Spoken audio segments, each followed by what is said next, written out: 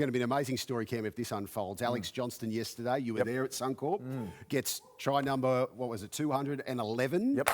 Ken Irvine sits on 212. Friday night now against the Roosters at Allianz. It's set up beautifully, isn't it? There could have been more yesterday too. Yeah, there was a lot of chances out on that left-hand side.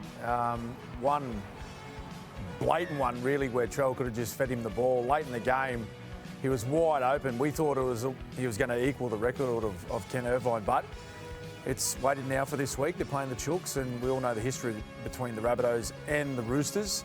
And it's set up beautifully, isn't it? If he can get across the line and possibly score another one, what an evening it'll be. Can you imagine if he breaks it versus the Roosters? What a story. Massive. It's going to happen. What a story. But like the hatred between those two clubs, if he broke it against the Roosters, wow. Yeah. What a story. He's a big chance of doing it. Big chance. They're a good side. If you've seen them playing on Sunday afternoon, they look so good. Now, I know they conceded 30 in the end, which wouldn't have pleased Wayne Bennett, but when everything clicks for them in attack, they are one of the best attacking teams in the competition. I reckon moving Jai Gray to fullback as a master stroke. Look, Latrell Mitchell's the absolute superstar of the game, and at the end of the day, Jai can't do some of the things he can do, but playing fullback these days is such an effort area of the game. Yep. You just got to be on constantly. You've got to be on the ball. You've got to be constantly moving. You've got to be running 200 metres plus a game. That's not Latrell. You give Latrell the ball in big moments, he comes up with big plays. But Jai Gray, they've done a great job yesterday, and it's great to see him. Hopefully for him, keep that position. And they've got a star-studded lineup, don't they? Chloe Matangi, Walker, Murray, White and Mitchell, Graham. They've got some absolute stars in their side. They're a good side. If they can keep everyone on the park, they'll be a good side this year. I'll tell you what I loved, seeing Cam Murray back out there, fit and firing. Because, like, the big guns, they stood up when they needed to. I thought Cody Walker's 40-20 really got them back into the game in that second half. But their pack are so hard-working, but to see Cam Murray back in there doing his thing, and he does so much, Gus, he generates the quick play the balls, he's got footwork, he's got the ball-playing ability, but that's what helps ignite those edges that they can easily just get to work when they've got that field position and to play off some of the work that they do in the middle. Yeah, there's no doubt they've got strike power. I thought yesterday both teams wanted to play when they had the ball. Neither team wanted to play when they didn't have it. 40-30, I don't think would have pleased either, which I was a bit disappointed in the Dolphins because, you know, I was looking forward to seeing them this year. Last year they had a lot of injuries in their forwards. They scored 700 points, more than any other team, but they conceded nearly 600 in defence. And I thought, well, that'll be what the summer's all about, in keeping that defensive record, because they know they can score the points. But I thought both teams were pretty average in defence yesterday. Entertainment, but you know you want to be defending better than that if you're going to win games. And now it's Rabbit Rooster Friday night footy. Doesn't get much bigger than this, with the Alex Johnston layer to it, and a Roosters side, Gus, coming off a disappointing loss across the ditch in DCE's first game with his new club. Yeah, well, who saw that coming? Firstly, the Roosters to go down like that. You know, it's not unusual for them to start the year slowly. They did it last year. They pick up pretty quickly. But for Daly Cherry Evans, you know, and I've seen this a lot with players who transfer clubs late in their career.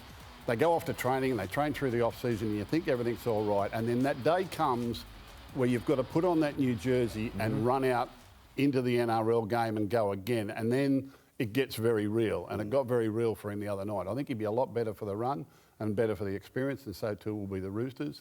That combination might take a little while, but they're both experienced players. But, you know, I think it hit him in the face the other night. I'm not a Manly boy anymore. I'm here with the Roosters. And until you actually get out there and do it, you're not quite sure. So that's a Friday night footy special. Gal, Thursday night, you've got a Broncos side coming off the back of being held scoreless by the Panthers, like the Roosters. Broncos, one of the pre-season fancies to go all the way.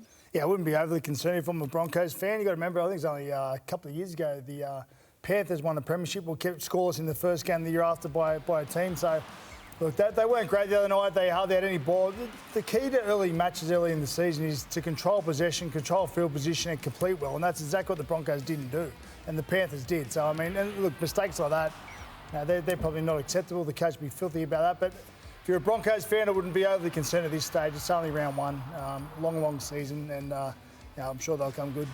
Yeah, not only that, winning the grand final last year, they had to come back from England after going across there and being beaten by Hull KR. They weren't good. But a lot of that goes to the Panthers. The Panthers were at their grinding best. They really just sat back and allowed Brisbane to beat themselves. They didn't do anything fancy.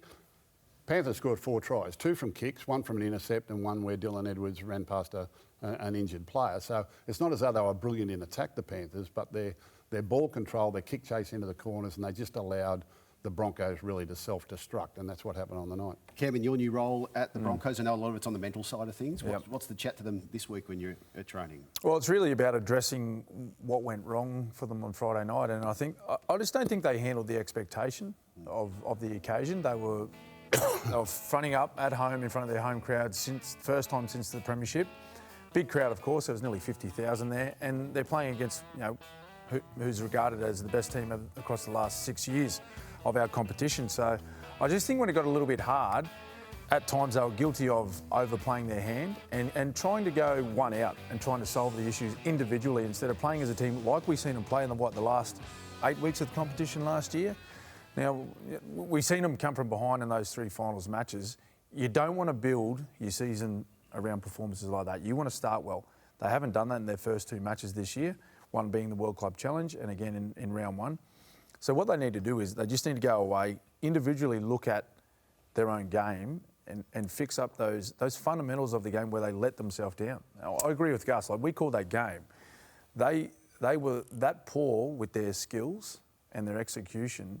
Penrith just sat back and just said, just keep dropping it, boys. Keep giving us field position. Well, Penrith kept applying pressure. I think that was the perfect draw for the Panthers. I mean, they were 4-time premiership winners going into last season. They lost their title in the ring at Suncorp Stadium against Brisbane. Lo and behold, when the draw comes out, you're playing Brisbane at Brisbane in your first game of the season. So they put a big red circle around that and said, well, we'll be going there to win. And they did. They didn't even concede a point. All those great players in the Broncos side, and they never looked like scoring a try on the night. The Panthers were just controlled. Brisbane did it to themselves. I forgot you're up there, Smithy. So that means technically that's your first round 1 loss in your career. Oh, nice, Gal. Good job. Are you okay? Are you okay? Hey, Gal, you can't win them all, mate. You can't win them all. You did. Well, it was obviously Craig Bellamy, not Craig. Good early swipe. Well done, that's a good one. And the big news, the talk is 2-year, $1.5 million deal for Mitch Barnett as well. That helps, in a way, fill that void that Payne Haas is going to be leaving, Alana. Yeah, it certainly does. I mean, it's a massive loss. They've still got him for this season, obviously, which is huge, but just that generation in the momentum in the middle of the field is crucial. You need to have that bully. You need to have someone in there. So to be able to fill that void is huge. I don't think it's too worrying for the Broncos. As everyone said, like, they just need to get back to their own footy. But there were 2 teams coming into round 1 that I had extremely high expectations of to get the job done.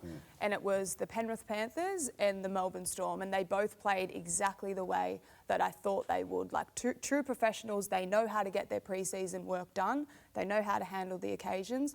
And they kick things off brilliantly. But by no means, I don't think many people would be writing this Broncos side off just yet. Way too early in the year, no doubt about that.